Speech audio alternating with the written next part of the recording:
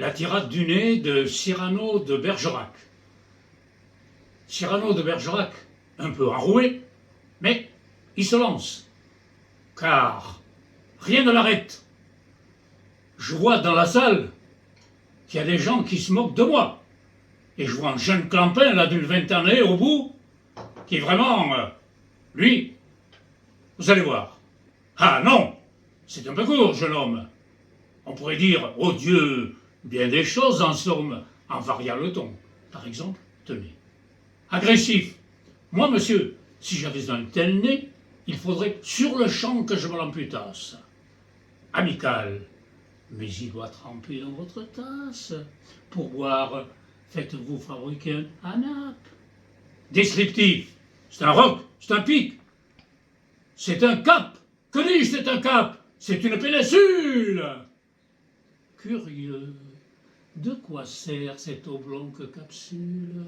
D'écritoire, monsieur, ou de boîte à ciseaux? Gracieux. Aimez-vous à ce point les oiseaux que paternellement vous préoccupâtes de tendre ce perchoir à leurs petites pattes? Truculent.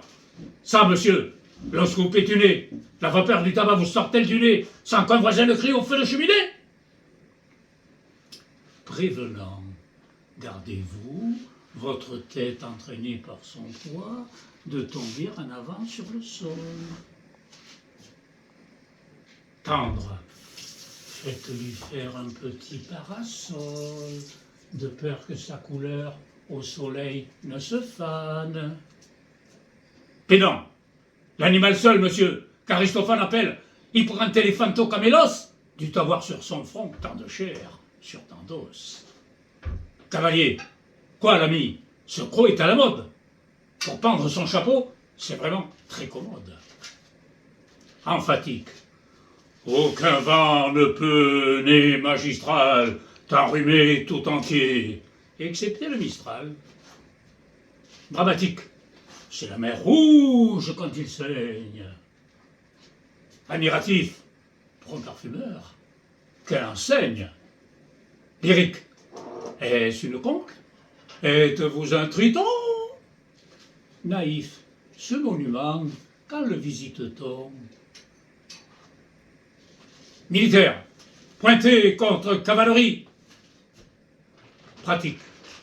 Voulez-vous le mettre en loterie? Assurément, monsieur, ce serait le gros. Enfin, paradis empirant en un sanglot, le voilà donc ce nez qui, des traits de son maître, a détruit l'harmonie. Il en rougit, le traître. Voilà ce qu'à peu près, mon cher, vous m'auriez dit si vous aviez un peu de lettres et d'esprit. Mais d'esprit, oh, le plus lamentable des êtres, vous n'en êtes jamais un atome. Et de lettres, vous n'avez que les trois qui forment le mot « sot ». Eussiez-vous eu d'ailleurs l'invention qu'il faut pour pouvoir, là, devant ces nobles galeries, me servir toutes ces folles plaisanteries, que vous n'en eussiez pas articulé le quart de la moitié du commencement d'une, car je me les sers moi-même, avec assez de verve, et je ne permets pas que l'autre me les serve.